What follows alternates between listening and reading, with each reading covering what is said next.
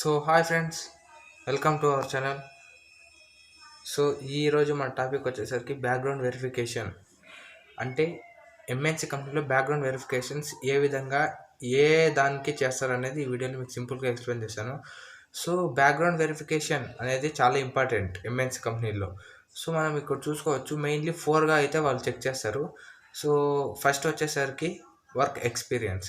So work experience అంటే మీరు మీకు ఎక్స్పీరియన్స్ ఉన్నట్లయితే మీరు ఏ కంపెనీలో ప్రీవియస్గా వర్క్ చేశారు, offer letter, relieving letters and pay స్లిప్లు కూడా వాళ్ళు చెక్ చేస్తారు. ఇది మెయిన్గా వాళ్ళు చెక్ చేస్తారు.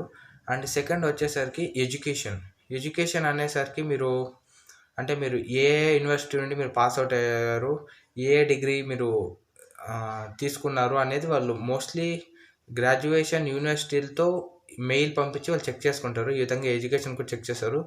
థర్డ్ వచ్చేసరికి పర్సనల్ డీటెయిల్స్ అంటే మన పర్సనల్ డీటెయిల్స్ వచ్చేసరికి Aadhaar card, pan card and address, ఈ డీటెయిల్స్ అయితే వాళ్ళు మోస్ట్లీ బ్యాక్గ్రౌండ్ వెరిఫికేషన్లో చెక్ చేస్తారు.